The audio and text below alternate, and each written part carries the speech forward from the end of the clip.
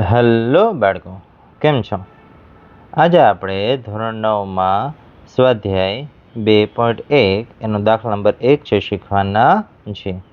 હવે એની અંદર આપણને કહે છે કે નીચે આપેલ અભિવ્યક્તિઓ પૈકી કઈ એકચલ બહુપદી છે અને કઈ એકચલ બહુપદી નથી અને કઈ બહુપદી નથી.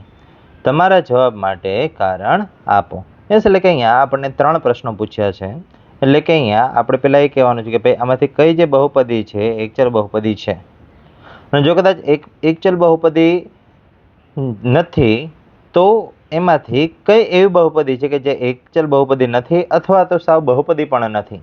એટલે આવી રીતે આપણે 3 પ્રશ્નોને જવાબ છે આપણે આપવાના છે. ચલો શરૂઆતમાં સૌથી પહેલા તો આપણે એકચલ બહુપદી કોને કહેવાય એ સમજી લઈએ કે ભાઈ જેમાં એક જ ચલ આવેલો હોય એને આપણે એકચલ બહુપદી કહીએ છીએ. યસ, અને ચલ કોને કહેવાય તો કે જે એબીસીડીના જે અક્ષર છે, સપોઝ કે એ છે, બી છે, સી, ડી, યસ આવા જે એબીસીડીના અક્ષરો છે એને આપણે શું કહીએ છીએ? ચલ તરીકે ઓળખીએ છીએ.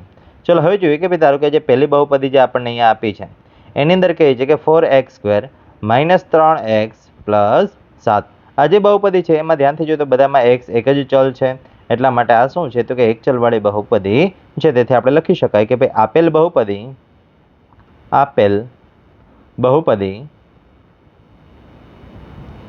એક ચલવાળી બહુપદી છે. એક ચલવાળી બહુપદી છે. ચાલ હવે આગળ જોઈએ તો કે હવે અહીંયા નેક્સ્ટ બીજો પ્રશ્ન છે. એની અંદર આપણને કહે છે કે y² + વર્ગમૂળ 2. તો કે અહીંયા પણ શું છે તો કે ભાઈ અહીંયા પણ એક જ છે એબીસીડીનો અક્ષર છે y. એટલા માટે આપણે આ શું કહી શકીએ ભાઈ એકચલ બહુપદી છે કહી શકાશે. એટલે તેથી અહીંયા લખી શકાય ભાઈ તેથી આપેલ બહુપદી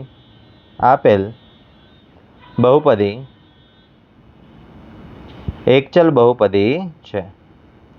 એકચલ બહુપદી છે. ચાલો પણ હવે અહીંયા જે ત્રીજો પ્રશ્ન છે એમાં જરાક ધ્યાનથી જોઈએ તો હવે અહીંયા આપણને કહે છે કે 3 વર્ગમૂળમાં t પ્લસ t વર્ગમૂળમાં 2. હવે અહીંયા વર્ગમૂળ t એટલે શું થશે તો કે વર્ગમૂળ t એટલે એનો અર્થ એવો થાય કે ભાઈ t ની 1/2 અને જે બહુપદી હોય એમાં ક્યારે ઉપર અપૂર્ણાંકમાં ઘાત ના આવે. નોર્મલી 1 2 3 4 5 6 એવી કંઈક પૂર્ણાંકમાં ઘાત આવી શકે પણ અંશ અને છેદવાળી ક્યાંય ઘાત આવે નહીં. પણ અહીંયા તો શું છે અંશ અને છેદવાળી ઘાત છે. તેથી આપણે અહીંયા લખી શકાય ભાઈ તેથી આપેલી જે પદાવલી છે એ બહુપદી નથી. શા માટે? કારણ કે અહીંયા જે t છે એની 1/2 છે. યસ, એટલે કે અહીંયા આપેલી જે પદાવલી એ બહુપદી નથી. યસ, લખી નાખીએ આપણે જવાબ ભાઈ આપેલ પદાવલી બહુપદી નથી કારણ કે t ની 1/2 આપેલ છે. યસ, અને 1/2 ની જગ્યાએ અથવા કદાચ તમે બ્રેકેટમાં વર્ગમૂળ t લખો તો વર્ગમૂળ t પણ લખી શકાય. ચલો હવે સેમ એવો જ પ્રશ્ન છે અહીંયા ચોથામાં છે કે ભાઈ y + 2/y. હવે જરાક ધ્યાનથી જોઈએ તો અહીંયા તો y છે નોર્મલ આપણને એક જ ઘાત લાગે છે પણ એ ક્યાં છે? છેદમાં છે.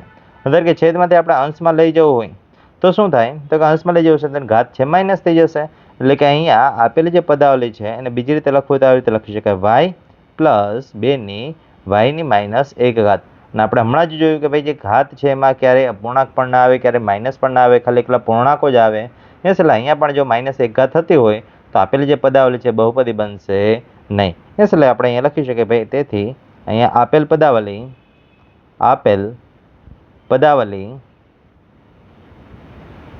બહુપદી નથી કારણ કે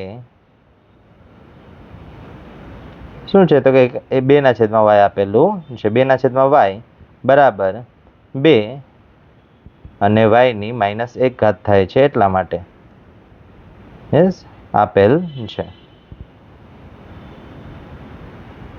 તેથી આપેલ પદાવલી છે બહુપદી બનશે નહીં.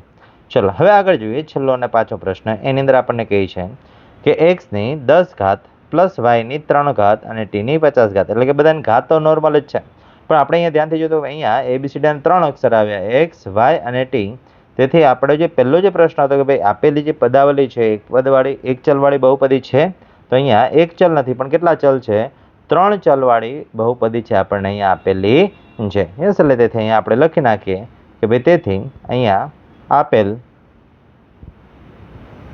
પદાવલી 3 ચલવાળી